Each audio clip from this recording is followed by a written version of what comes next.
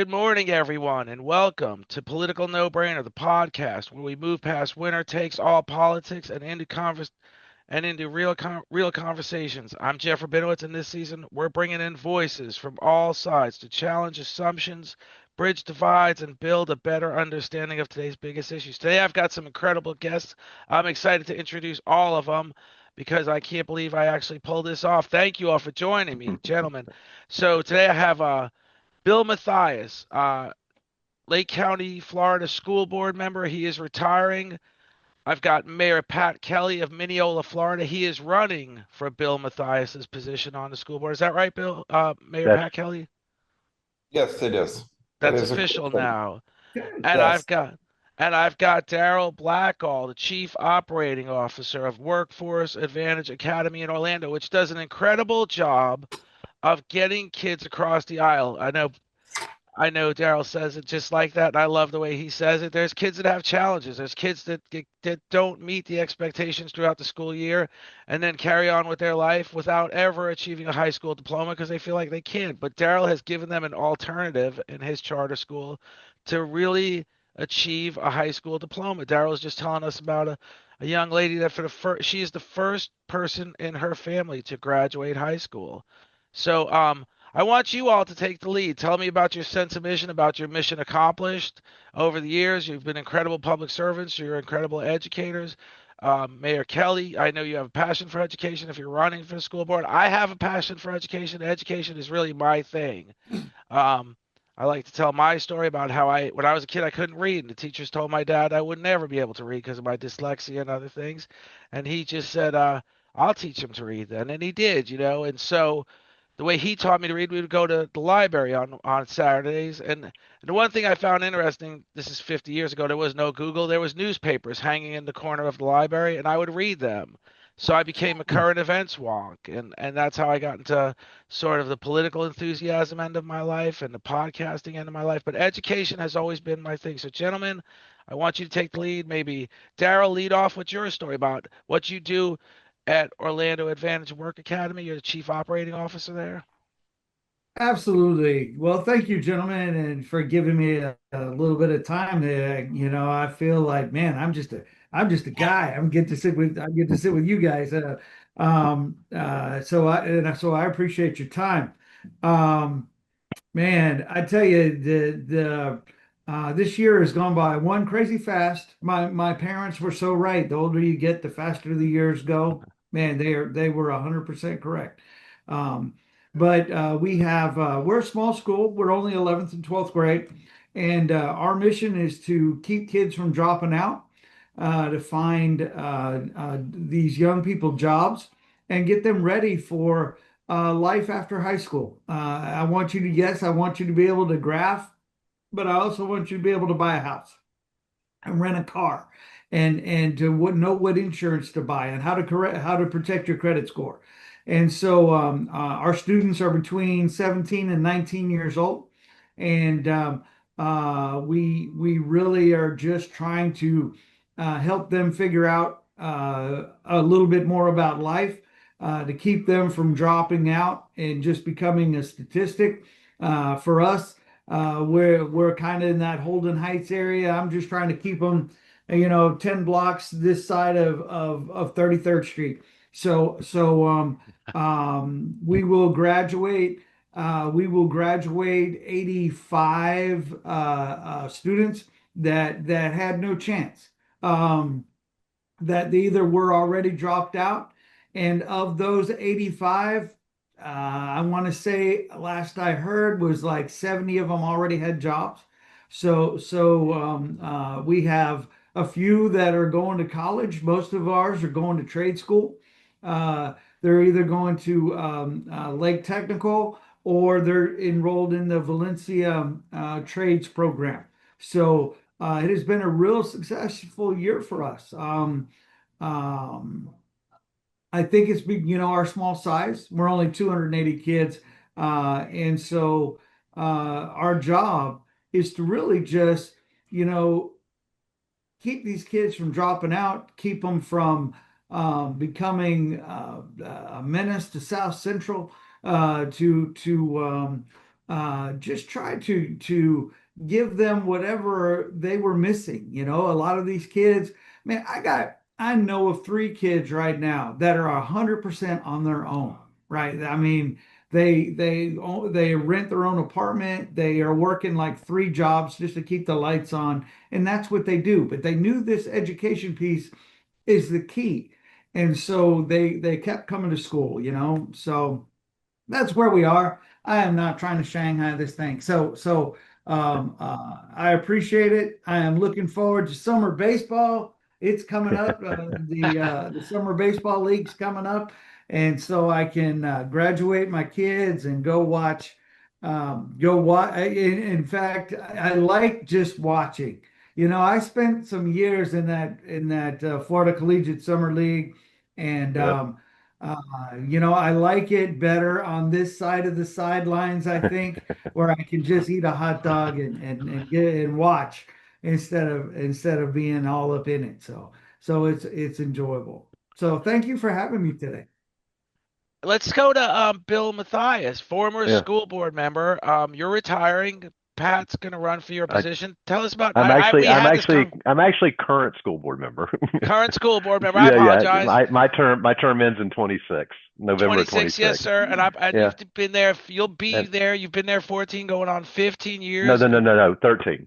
13 years, going on 13 14. today, 14 Okay. is when I leave. So it's Good. interesting. This is a great week to talk about education because of all the graduations, and we celebrate while we Absolutely. do this. Kids that I shook their hands last night, 660 of them from South Lake High Woo! School, that they were just graduating from kindergarten when I took office. So Right. it's Wow. yeah. So next year, my last year will be pre-K when they were just graduating, and so Wow. watching these young men and serving these young men and women and their families has really been an honor, and I'm so grateful to have Pat step up. I want you all to know that I 100% endorse him. It's an open seat, so there'll certainly be opposition, but no one is more passionate about education than Mayor Kelly, for sure. So, but I think we want to talk about, and particularly to segue off of what Daryll said, that the first graduation of this year was at Lake Hills. Now that school, it treats our most severely disabled kids. If you want to know Absolutely. what the diamond is in Lake County education, it is that school. That Dr. Myers doesn't. She believes everyone can learn, and a person who has no audio ability actually did the Pledge of Allegiance using an iPad, and it spoke for him. That's So, cool. so it That's is beautiful. moving about 20 kids. Um, we have some alternative programs also that we have night school now because exactly what Daryll said. There are families where that high school student couldn't attend regular That's right. day classes because they're having to work. And so we have two campuses, one in South Lake, one in North Lake, that offer night school for these kids. It's connected with Lake Tech and also with Lake Mhm. Sumter. So they share the campus at the same time. So these kids can also dual enroll, if you will. It's all about meeting the needs of this generation of kids who have dynamics that we would have never thought and Never challenges. thought of. Yeah. So the other real plus to Lake County, when I came on the board, we had a 72% graduation rate. We were at 92 last year, and we're thinking we're going to be in the 94% graduation rate this year. Congratulations, man. That's That's awesome. awesome. Yeah. That's That's beautiful. all. That's all the leadership of the Superintendent Cornegie. I happen to have been chair of the board at the time when we selected her. The most brilliant move ever. And so her vision, she said she was going to be at 90%. She accomplished that in about 2 years. And then, That's yeah. And the other advocacy of hers that aligns with me is career and technical training. And we've added programs that are off the charts. Our construction academy has a waiting list. It's now in every high school. And those young men and women's programs, the steering committee is commercial contractors and residential. So they offer them jobs during the summer and training. Wow, that's great. Our aviation program has skyrocketed. That teaches everything from building an airplane to drone flying. It's pretty amazing. And then Stephanie Luke, who is on the board and is the director at Lake Sumter for their teaching academy. She introduced the teaching academy in Tavares High School. It's now on a waiting list. Those students articulate to Lake Sumter. And so we're growing our own teachers at a time where there's a shortage. That's awesome. Yeah. That We've is got beautiful. we've got some really great stuff going on in Lake County schools. Over 5,000 kids in the career technical side, going back to that for a second, that graduated with their certificate. So they're able to go and get a job immediately after graduation. So that's kind of Bill, I am so proud to hear that. I tell you what, I came from Lake County, right? So I am so happy to hear that, man. That is awesome. And you hear from Daryll, what you need is a little more enthusiasm, Daryll. That's oh, sorry, brother. I can't help it. I get excited about these things, man. What's the number one thing that you can give these kids? And that is their desire to be lifelong learners. And so when they graduate, and that has to also translate over to what we're doing with our own teachers. And Lake County is introducing a program where we're going to pay for the master's degree for these teachers. Oh, I love it. And I think that we opened it up. It has to start small.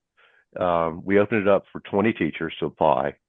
Over 30 applied, and Lake Education Foundation stepped up with additional funding that all 30 will be able to go and get their master's degrees. That is awesome. That's awesome, because then now you're making your next APs, your next principals, your next That's exactly right. Next school board. Man, that is awesome. That's a good idea. Well done. Yeah.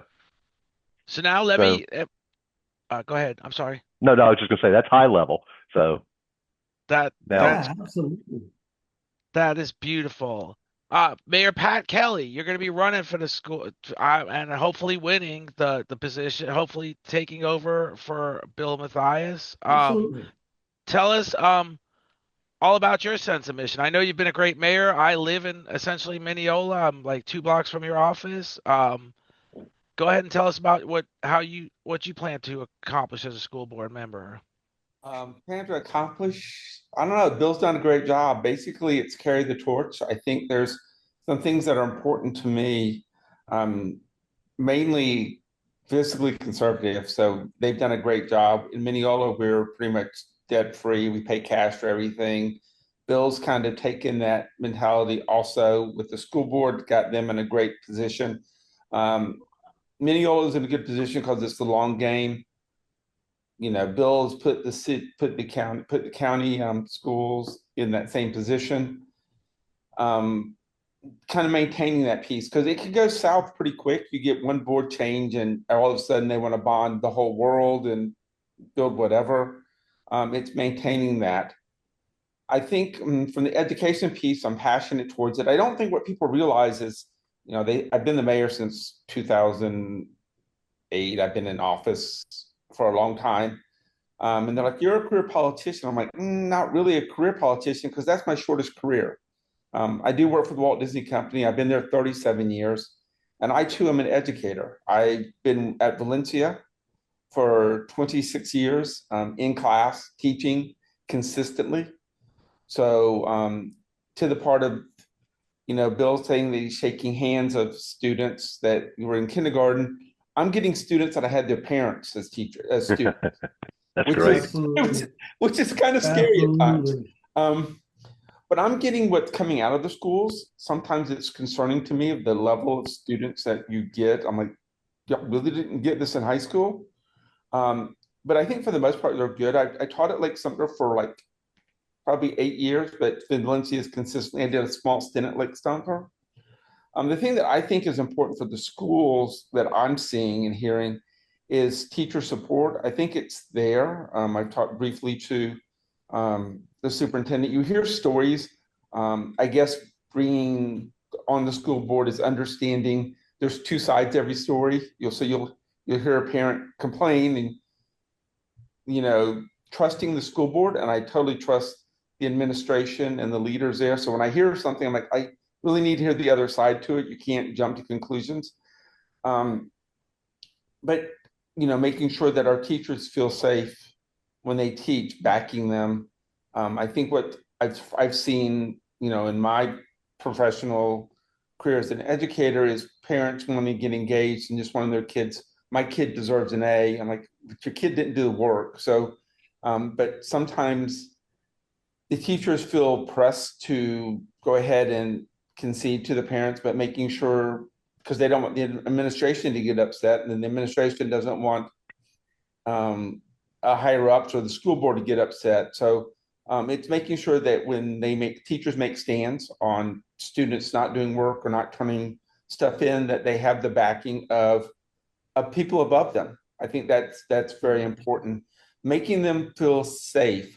And Bill's done a great job of locking down our schools. I think that's very important. I think it's phenomenal, but just making the teachers feel safe. I remember I tell a story when I was in high school. I was in drafting class and I broke a ruler and I dropped it. And I had to tell my parents I paid $10 to get a new ruler. And, in 1981, that was a big chunk. So my dad kind of was on me about it. And then like a week later, I dropped another ruler and broke it again. And I just said, oh shit, in school. And when I said, oh shit, in school, I got sent directly to the principal's office. Right. They called my parents and they're like, you've got a choice here. He's never been in trouble. He's either going to get a paddling or a one-day suspension for using profanity. My mom's like, paddle away. So I got the paddling. And that was just using a cuss word in that instance. And listen to what some of the teachers have to put up with verbal abuse from students and making sure that they feel comfortable in that. I hear stories, but I've also talked to the superintendent and she says there's controls in place. And so just trying to understand that. I'm kind of new to understanding some of the issues, but just digging into it. But I'm very important that our teachers feel safe. If they feel safe, they want to stay in the school board, give the school district. I think increasing the education is important. So those are the things that are important to me in understanding what other issues are going on. I think the school board's in a great place. So you don't have me coming in saying, hey, this needs to get changed. This needs to get changed. I think it's good. I think we're real close to being an A district. There's a couple tweaks here and there. A lot of it is just how the numbers fall. But I think we're going to get there. I don't have a grand plan to come in and say, well, if you do this, I think everything is there. It's going to happen. So that's where I am on my plate. So when I think of a grand plan, and I'm going to refer to something I just read yesterday, researching about this interview today. I read yesterday, Orange County, granted Daryl's in Orange County, is laying off 800 teachers. There was a decline in enrollment. And the year before, the year before was over 900. Now the exact figures, I actually had them somewhere, but my desk is a mess. But it was more last year, this year.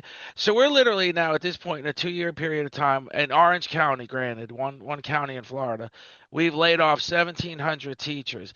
And when you talk about when we're creating this momentum, the things we're creating, Bill's talking about the vocational schools and the night schools and all this creativity and really getting to the needs of every child. But then suddenly we sort of stymie all that when we lay off experienced teachers. Is there any way, for example, the demise in enrollment caused Orange County to have to cut $26 million from the budget? Is there any way to just get with the governor or somebody and say, let's keep that $26 million in the budget. Let's use it to create an autistic child program. I just had this incredible interview at Temple Grandin, and she talked about how because she had everything in place, she is this incredible engineer. She's this incredible businesswoman, this incredible professor at a college. So is there a way to talk to the government and say, let us have this money, even though we're not going to use it for a new enrollment period for the new enrollees. Let us have this money to create more momentum, I guess you would say.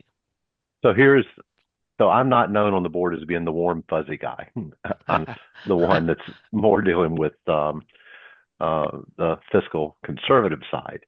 And let me tell you, for 13 years, I have carried this banner of fairness in funding for schools and students.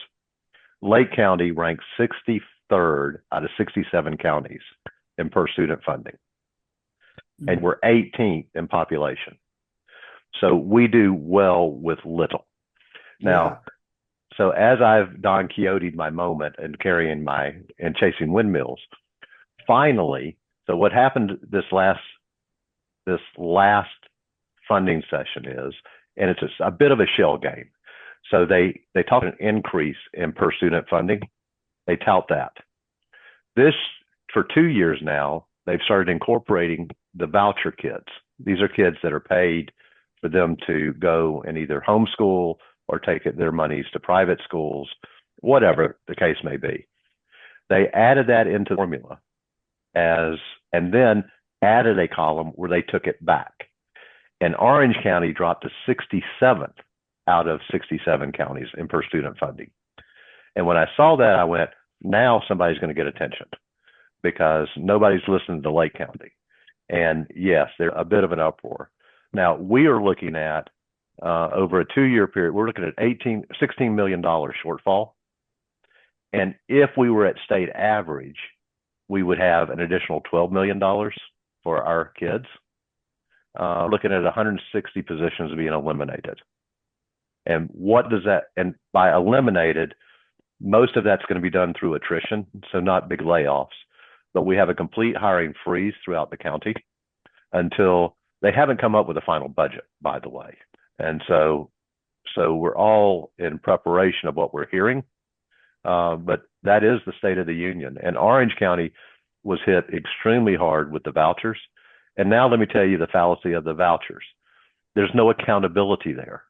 That parents, if you sign up that you're going to for the voucher program, that we had 400 kids that were signed up for vouchers in our public schools this year, and we got no funding for them. Now, that doesn't mean the parents got the $8,000. It means they signed up, so that money was put in reserve. So when we demonstrated to the Florida Department of Education, these kids were in our classroom, then they start this goofy thing of negotiating how much we're going to get. No, that's not the way it's supposed to work. So money doesn't cure all things, but what it does do, if you have languages, for example, and if you have 5 or 6 kids that are taking Mandarin Chinese, you can't afford that program anymore. We're going throughout the district and looking at programs we can consolidate or go to magnet programs, but then you get into transportation. Oh, it's up to that parent. So it's going to be challenging.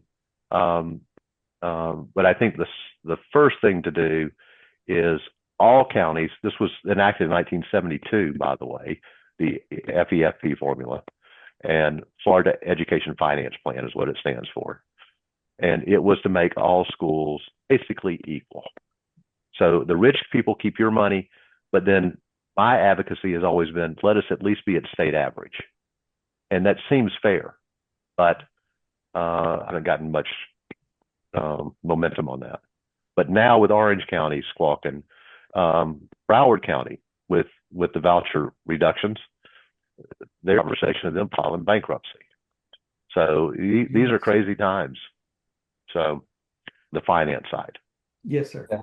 I think from some of it is spending, freeing up funds and thinking outside the box.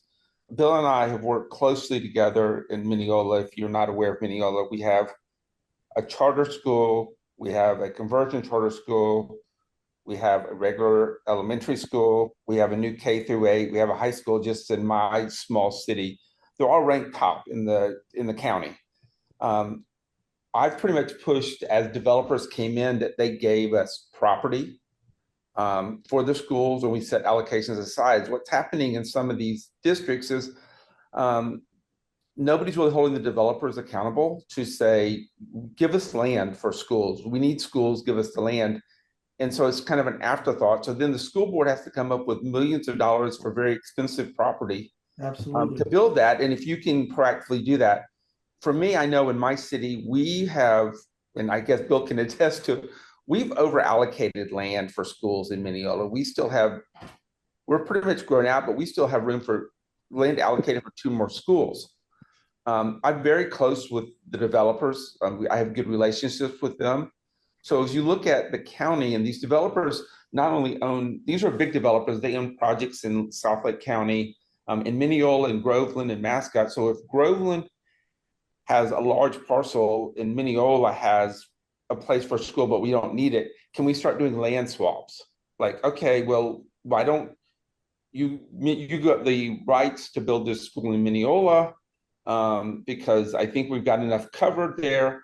And then you can convert that into business, sell that property off, but in turn, give the school district some land in Groveland for free, or coming up with some financial, but not looking just within the city, but all of South Lake or all of Lake County.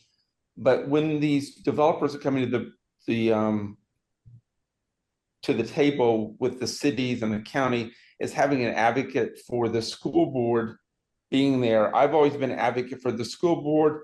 And then a few years back, Bill and I kind of connected, and then it was powerful and we did some great things, but continuing the advocacy with the developments coming in and being proactive instead of reactive.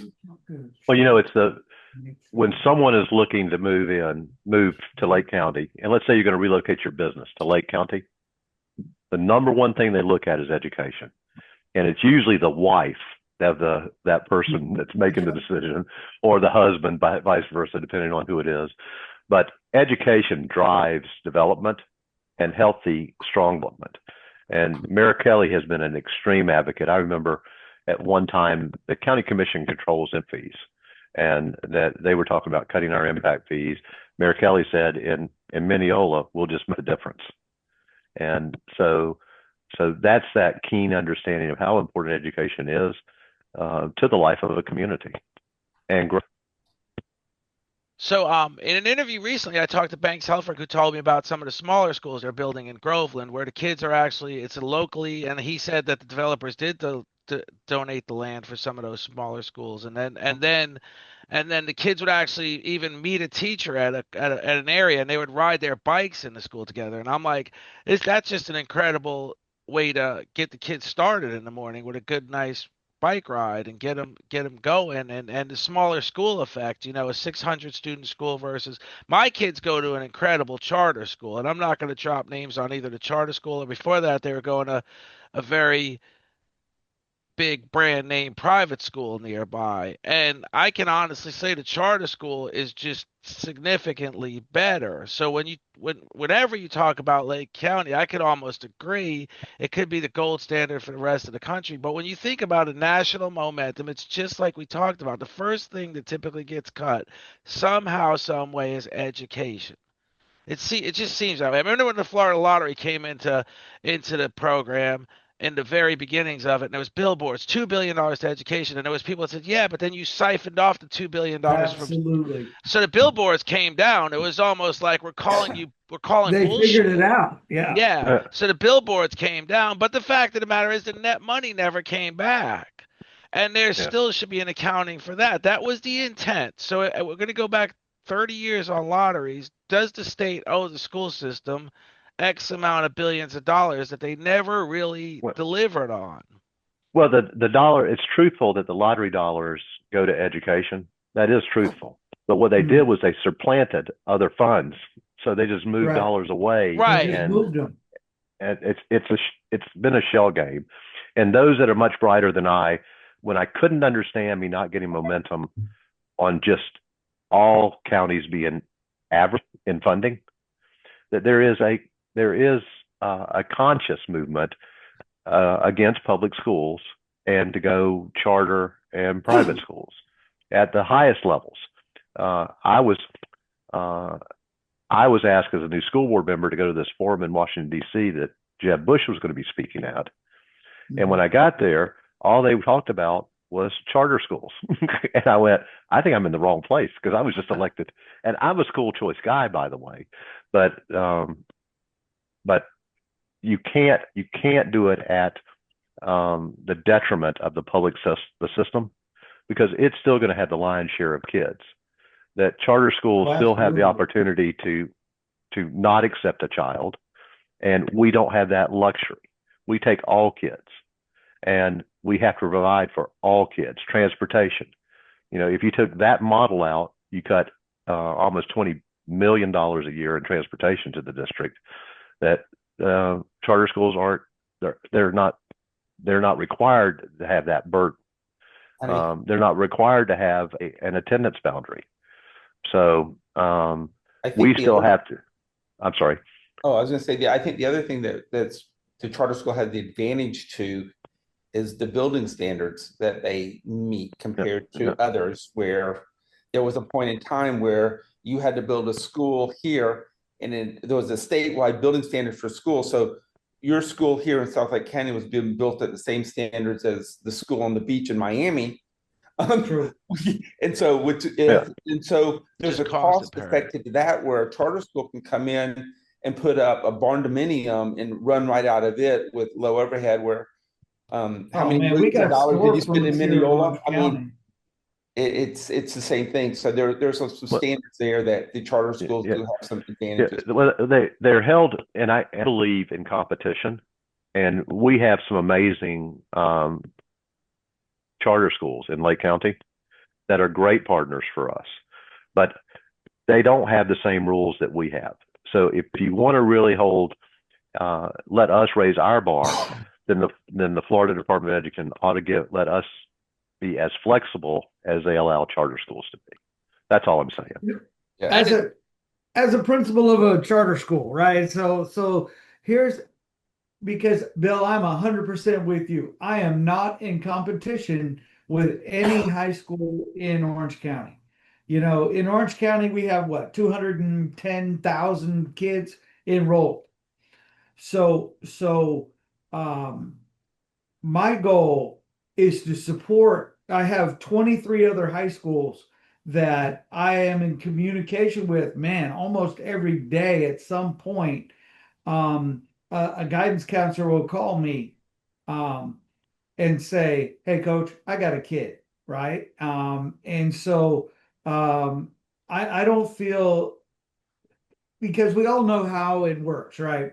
If your high school principal drops to that 75% graduation rate, he's probably going to be a middle school principal by the end of the year.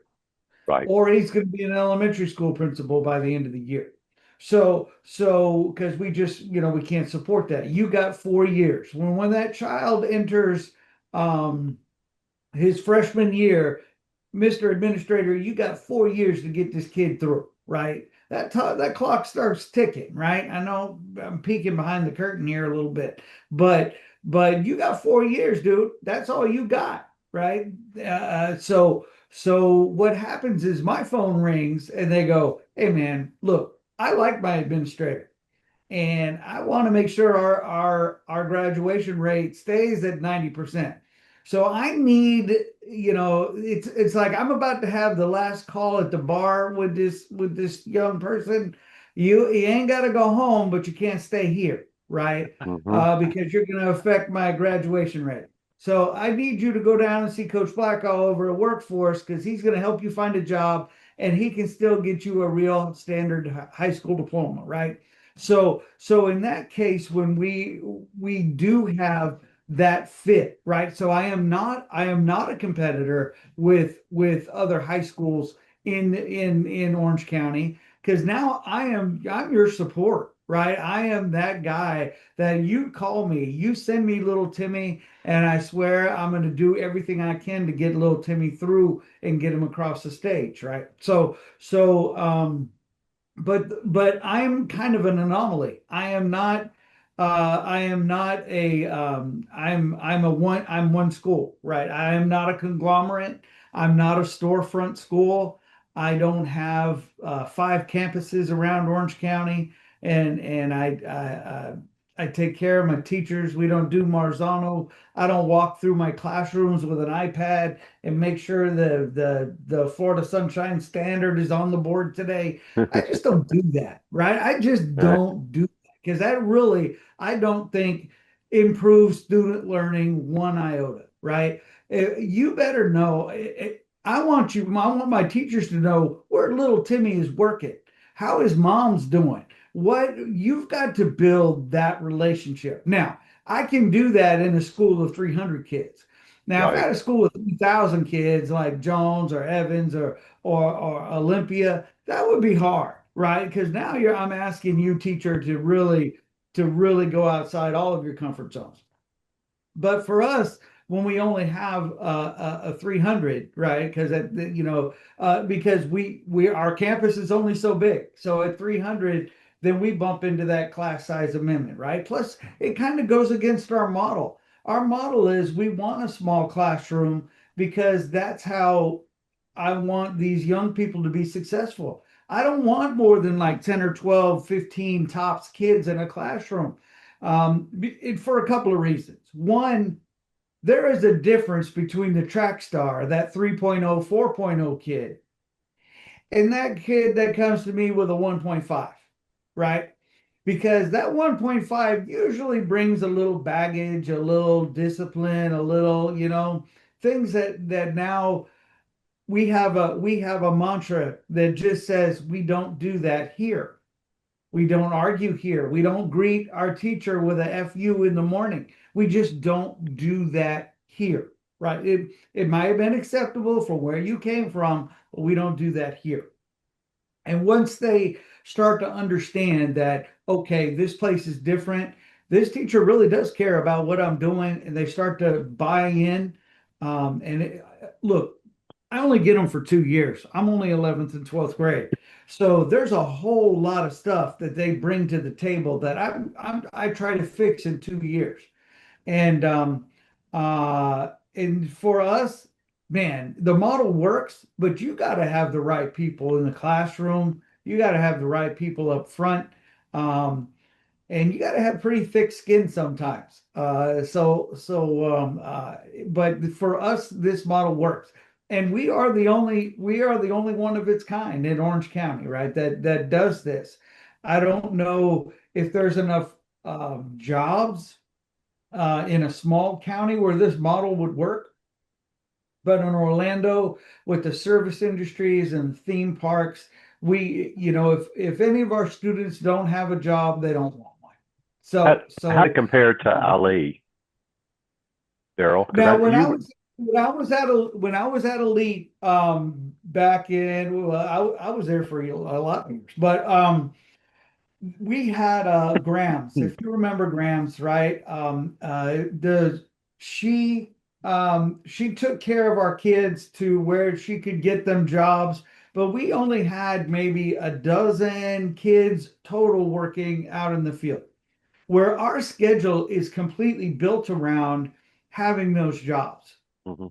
So our kids come to school 3 days one week, 2 days the next, if they have a job.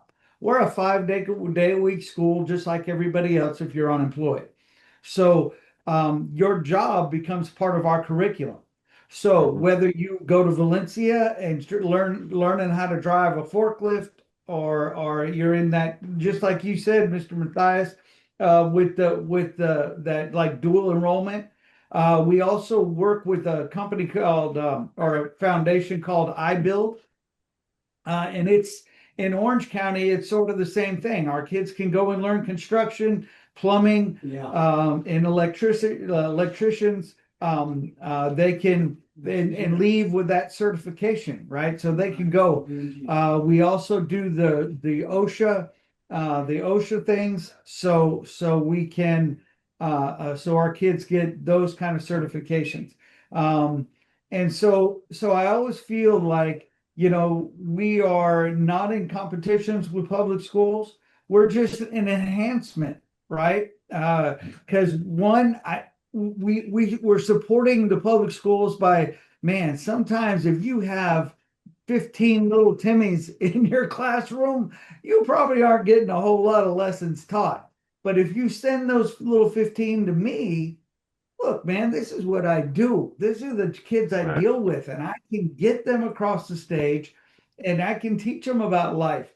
Every day I have somebody in my office that I got to give a grandpa story to, and I got to coach them up a little bit. And so once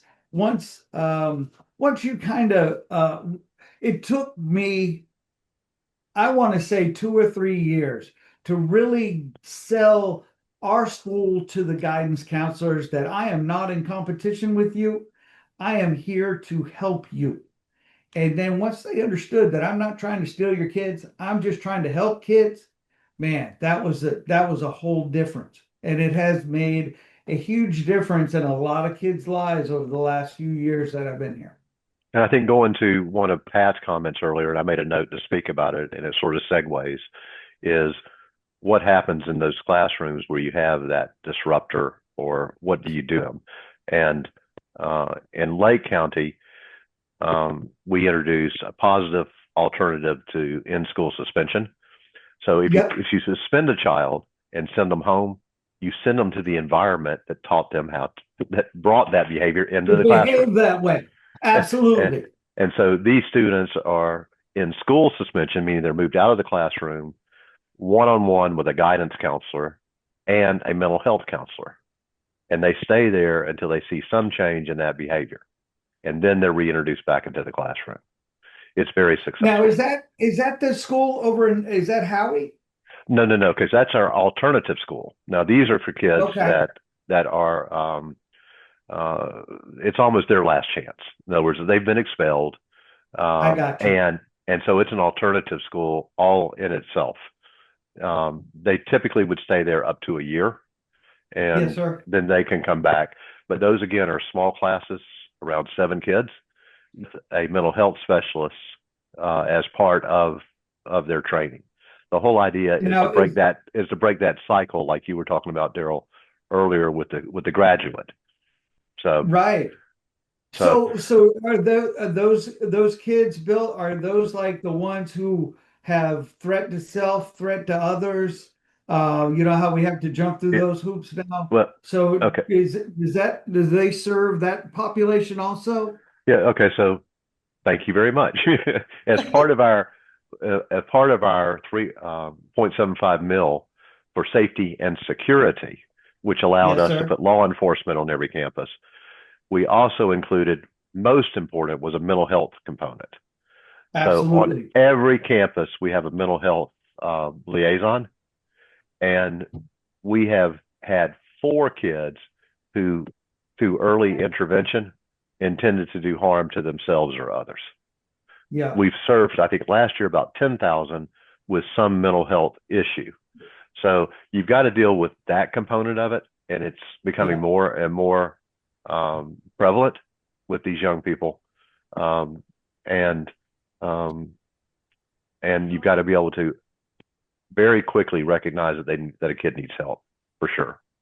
But absolutely. But the PASS program is more directed towards behavioral change. When you bring kids in, then that's what that counselor is working with those kids.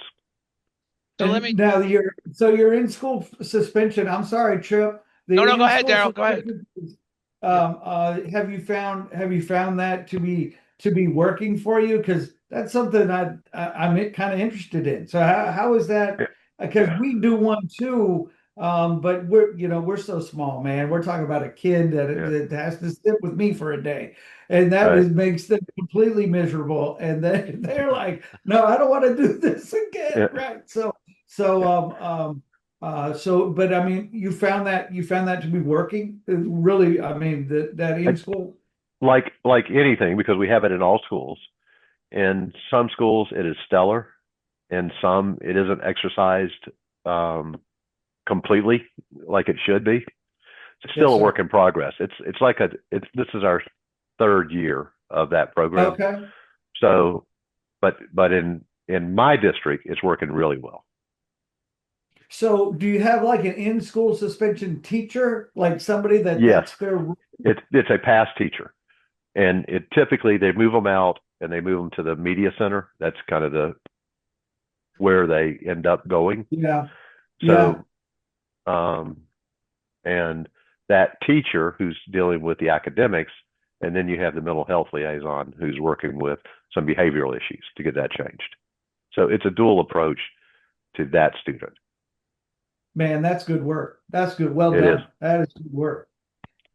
So now to all the when I think of something Daryll said, he had talked about other schools calling him and saying, "I have this administrator that just isn't making the cut here, and can you help him find a job?" Isn't there some logic that if he's a good administrator, it typically takes longer than 4 years to succeed at anything? I talk about um, Mr. Matthias's business. I mean, you didn't have great success in the first 4 years, did you? Or you saw the growth, but you needed more time than that. I mean, when administrators start getting nervous at the 4 year mark and start sending him to other schools, there's that break in his momentum. There's also that break in his understanding that he really does have what it takes to do the job. Shouldn't there be some logic prevailing that administrator just needs more time than one full cycle of school kids? But it's interesting. There was the father of vocational education, Kim Bragg, in Lake County, that he introduced when he was at the district level, that kids would be tested in the ninth grade, and then to sit down with the parents and go, your child really needs to move towards trade courses, and your child is more geared toward college bound. And he was almost tarred and feathered because no parent wants to be told their child is not going to go to college, right? And Daryll hit on a point that the behind the curtain I liked, that a school's grade, you take that quartile is what they call it. Those kids entering the ninth grade, and if they fail a grade and it takes them 5 years to graduate, that's a ding against the school, against their graduation rate. And it deals with the school. It has a funding component to it, by the way, how many student progression and graduation, and it has an effect on the administrators' performance evaluations.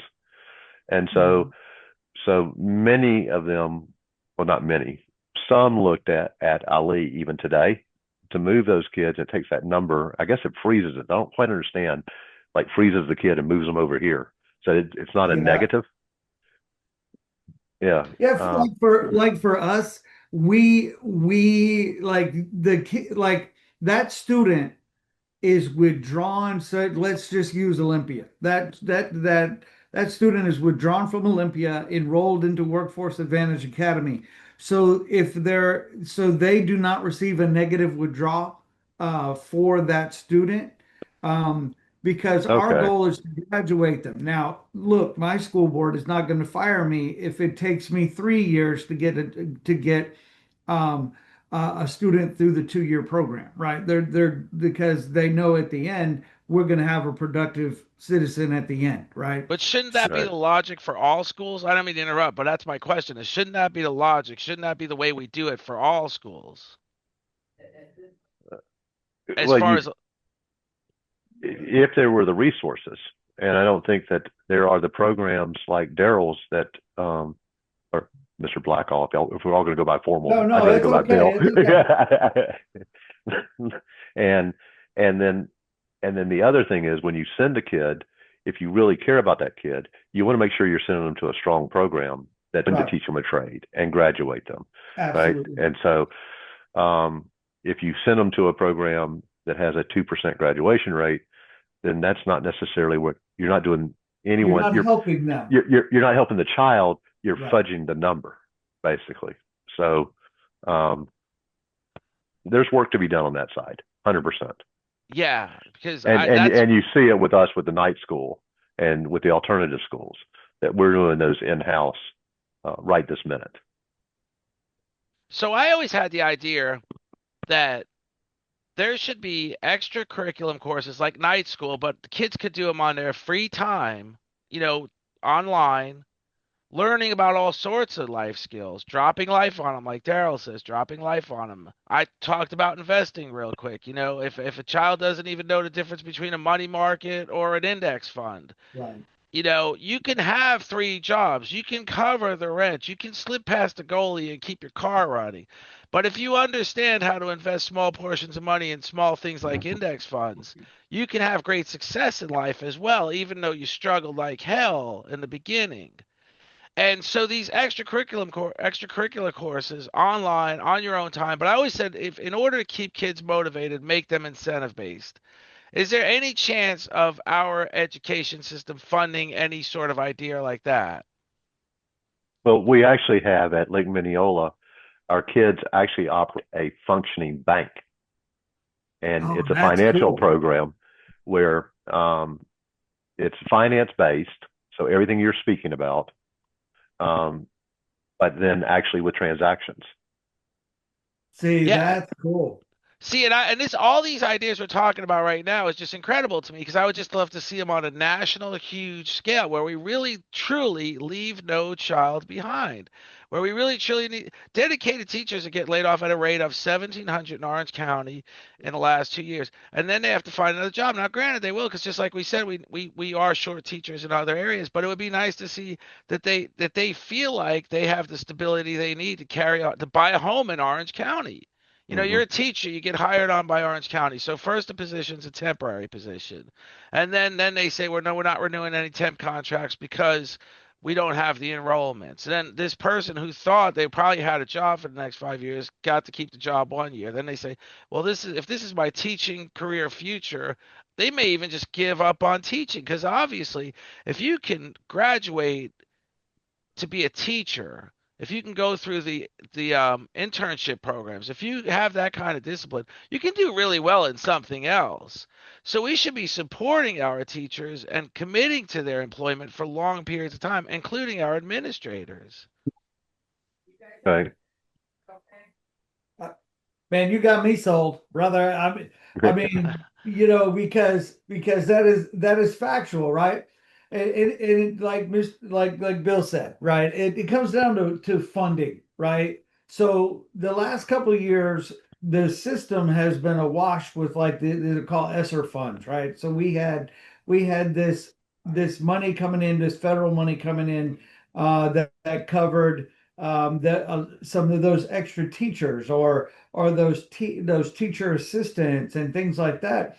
Well, those grants are gone, right? Right. They've expired, and so the money that was paying those salaries are also gone, right? The that support money for Saturday schools or after school tutoring and things like that, that money has come up a while, has come up gone, right? So we're still doing Saturday schools, and we have tutoring built into our schedule every day, but for a lot of schools that have those 3,000 kids and not just 300, um, it's tough, right? I mean, how do you where does that money come from? There's only so much copy paper you can and toner you can cut back on and still make budget, right? I mean, you can put the coffee can next to the coffee machine, but I mean that's not going to be enough money to keep the teachers coming in, for that night school program or to do whatever. And so it really comes down at all, just like it's basic economics, man. It's it's if you can't pay for it or if you can't find it in the budget, man, it's got to go. I mean, so I know with that funding being cut off, and there's a little bit of Title IV money left, but that's for like field trips and man, there's just not a lot of money left out there floating, like there has been over the last 2 or 3 years, and I think that's why Orange County you'll see that reduction in Orange County is because those grants are gone. Well, you know, this is I can go on and on about all sorts of stuff. A little story, a little history, and I'm gonna let you guys go because I know y'all are busy. But back during the Obama days, there was a thing called tax extenders. It was a bunch of corporate tax breaks, but they always needed to be voted again and again. They were temporary tax breaks, and corporate leaders went to the Senate, went to Mitt Romney, went to Obama, and said, "We can't plan for the future with temporary tax cuts. We need these things made permanent." And they were made permanent. So I just think education spending needs to be made permanent. Like Daryll says, the funding that's been cut that was paying for weekend programs and it was paying for extracurricular programs has been cut. It need to be made permanent. And teachers employments, they need to be made permanent. When I think of 1,700 dedicated teachers getting laid off in Orange County last year and the year before, Yeah, it's that horrible. just that's just horrible. And Yeah. I for one will continue on my journey to seek out solutions to education and permanent solutions. But I think it's also important that I doubt there was, what'd you say, 15 or 1,700 teachers laid off? That I suspect, like us, it's attrition. You're just not going to you're not filling those positions. No, you are You know right. what I Some mean? of it was temporary positions as well. Well, temporary or retiring. That Yeah. people retiring accounts for actually the 100% pretty much. We're not having anyone like actually lose their. That's not. I don't want to say we don't have anyone because that's a pretty broad brush. Yeah, that's I broad. don't. It's not wide. It's not widely spread that we're laying off actual teachers. That we're just not filling roles. So, Right. And there is a difference. But Bill, on some of those, it's this shifting due to population where they have that teacher's going to go to another school. So they're getting cut from one school. There's certainly some of that. It's like the free agents in football. I mean, so you didn't make spring training with the Falcons, but the Ravens are going to pick you up. I mean, yeah, you're a good player. We just have too many. You were the Mandarin teacher. Well, we're consolidating Mandarin, so you're going to have to shift schools. So they ding it as a down on one, but they don't give you the up on the other. Sometimes that's kind of. And as we're looking, our actuaries are saying populations are decreasing, and so and then you also then bring in the voucher program exponentially increasing, and I would submit to you that much like COVID, that the kids, there were severe learning losses during COVID when everything was online and they were basically isolated. And that's where these ESSER dollars came in for all this additional coaching. So now then, if you take a family of 4 and that family has $32,000 available to them in vouchers, that's a pretty big incentive to give homeschooling a try. It is. Absolutely. And then you suck at it. And so the kids either come back the next year and they're way behind, or they come back at mid-year and you've spent your voucher dollars then. And things that you can voucher are trips to SeaWorld, for example, or you can buy a guitar, or right. Absolutely. So and those dollars are gone, that we still are given the task of educating, and right now it's about $2 million worth of kids that we are educated without receiving any funding. It's a crazy time. And make no mistake, while we want every child to succeed and every child to learn, that this is also a ginormous business. And it's not to make money. Absolutely. It's developing kids. Non-for-profit. Yeah. It isn't a profit, but you gotta have a balanced budget. And so yeah, I'm a 501c3, but I still got to submit my budget to Orange County Public Schools every other month, right? They have to know that I'm not losing money, right? So I have to, I'm still held accountable. And I tell you, man, it is it's tough. It's a tough business. And because especially when you're dealing with kids and you're dealing with education and you're dealing with, because they're our future, and what are we going to do? And it's tough. And that German model, Bill, is so is kind of where we are. It's like, look, when you come to me, your first day, you're taking 2 tests, right? First, I want to know where your reading and math level is. And that second one is sort of like that old occupational test that we took in like 10th grade, where it's going to kind of tell me where you are. right? So I know what kind of jobs that you're going to be most suited for, and so that way we can set you on that path Right. because, you know, you need to know, and you're absolutely right. That conversation sometimes with the parent is not easy when I say, hey, look, this person wants to be in construction or wants to build things. And the parent said, "Well, I wanted him to be a doctor." And I said, "Well, I know you Right. wanted him to, but he came to me with a sixth grade reading level, and he doesn't care a thing about science. So maybe we should adjust our scope just a little bit. It's important that we start to build that relationship with the individual, find out what they're good at. Um, and start letting them make the choices, right? Because they have to live their life, so they need to make the choices of what they want to do. I want them to do what makes them happy, not what makes me happy. I mean, because we all get to where we are different ways. I mean, I'm an old military guy that went to college, that found out I could still play ball and goofed around in that a little bit, and then ended up in education. I don't know how it all happened. And I think, when you tell these stories to the kids at 17, you don't have to have your whole life figured out, right? So, but you got to start knowing where the paths are and what you care about and what you want to do, and don't get so easily distracted by foolishness and social media and I tell you, it's a challenge from the school board level where you guys are to the day to day where I sit to the day to day where my teachers sit. It Right. is a challenge, gentlemen, and um, I don't think the general public quite understands the scope of what happens inside these fences every day.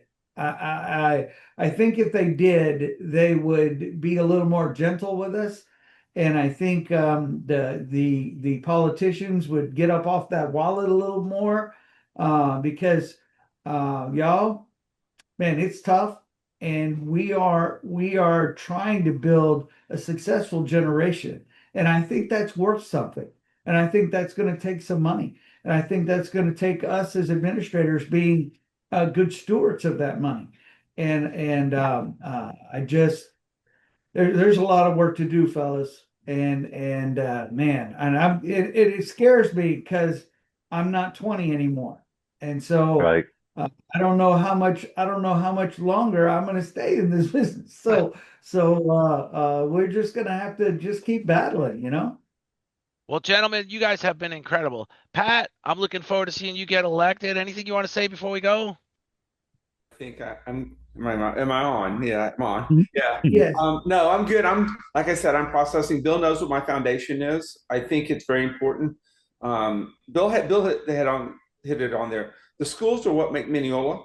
Um, and by increasing the schools, it actually helps the community itself by increasing property values and bringing in businesses and stuff like that. So I think what I'm bringing, and I think Bill and I have been able to do this in my city, is having a great relationship to elevate the standard of the community, to bring in to bring that in, but actually reaching out. I actually, for the district that I'm running in Bill's area, I'm in it. I've been in it since my daughter was in second grade. I've been in the district. My daughter came up to the district. She went to Mineola to Gray to South Lake High School. I'm as the mayor, we have this unique situation, and Bill's aware of, or my city is split between two high schools, and Right. they're Absolutely. like half you go to Mineola High School, and other half. And we've gotten these stories in the past where they're like, oh, South Lake High School, which is in Bill's district, they really like, I don't want my kid to go to South Lake High School. I want to go to Mineola High School. And my daughter's a product of South Lake High School. I'm like, there's nothing wrong with South Lake High School. It's a No. great school. My daughter went on to be Florida, to get a full ride to the University of Florida. She now has her doctorate and does anesthesiology. And she That's came up with the awesome. product of saying, and so you can't tell me it's a school. It's the parent, they're the same teachers, they all want the same goal. But parents Absolutely. get focused on this branding of these schools, and that's what's sad. But build those relationships, I think is very important with the community, and let parents. But it goes to your point of you have to have honest conversations with kids. I remember when my daughter was younger, we'd go to like baseball kids, and you being baseball, I'm assuming you see these kids at the baseball field, they're in second grade or third grade, they're playing baseball, and every one of those kids' parents are like, my kid's going to Florida to play baseball. I'm like, I don't think that's going to happen. Yeah, probably not. It's having those honest conversations. My daughter graduated very highly and was very successful. But not all kids are like that. But they're building a house and they're having a problem finding just general contractors to do work on their house. And That's right. those people get paid, compensated very well. That's right. And I think there's an opportunity there where you don't have to go. College is not for everybody. It's an option, but there's a lot of jobs out there that are well paying that doesn't need it. But these parents get really stuck on my kid needs to go to this school or that school. It's not like that. There's a lot of opportunities if you just guide them. But it's managing the parents also. That's a difficult piece, and having those honest conversations when you tell your kid. I know my son-in-law, his parents saved for college, and when he graduated from high school, they asked him, are you gonna, what are you gonna do? You gonna go to college, or what are you gonna do? And he's like, I don't want to waste your money. He went out and got a job, and he does now in the trades and does very well doing fire suppression.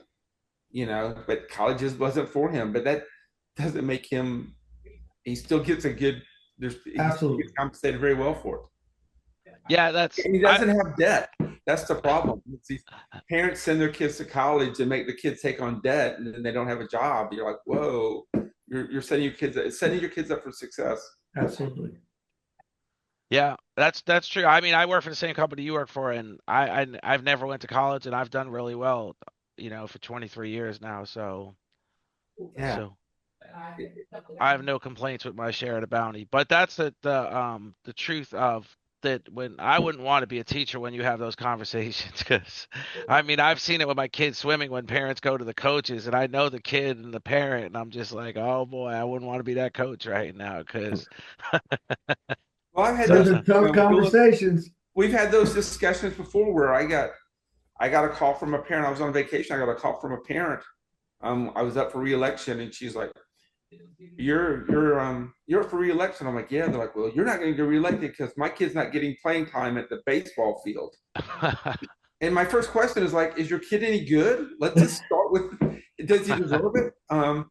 So yeah, I think it's having those conversations, saying, this is your ability. And I think I'm all for school choice. I think not every parent, a family needs to find out what's right for them, for the success for their kids, and go down that path. And we need to be supportive. But then the school board needs to be competitive, and they are with the programs that they offer with these alternatives to these needs. You can't.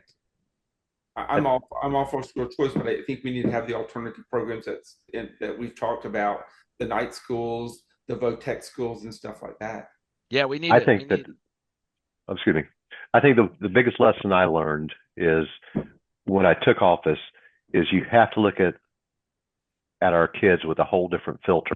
Like if your family and you were engaged, like my wife and I were engaged in both my sons, their education.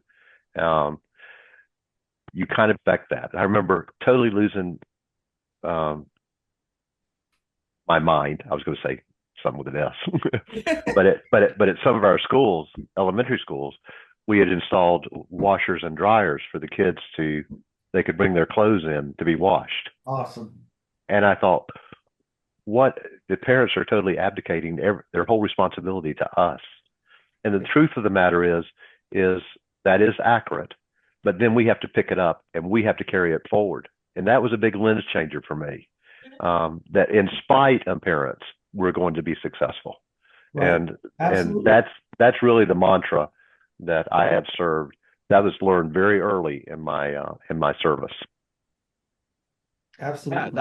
I never even thought of that, and that's true that these kids don't even have a place to Nope. have clean Well, clothes. well, and they're not going to school because kids are making fun of them because they're smelly and dirty, and so to this day, uh, we take care of that issue. Yep, And absolutely. I mean, and you go into schools and there's clothing and there's food, and so there's all kind of things we shouldn't be doing, but you need to do it for the benefit of the child. Um, that's all I know about that. You're creating the next generation. So how are you going to do it? And I tell Right. you, when I was at Tavares High School, and I want to shout out to Tavares High School, there was washers, dryers there, and yeah, there was many times that we were taking care of students, and don't think that they don't know, don't think that they don't appreciate, because at the end of the day, those hands you shook yesterday, those kids remember who looked out for them, right? And they will continue to pay that forward as they have the ability to do so. And that's all I ask, is that, because look, I don't I'm 62 years old. What I want you guys to do is to continue to pay it forward, man. I don't need nothing, but I want you to remember that somebody took care of you, and now take care of somebody else, right?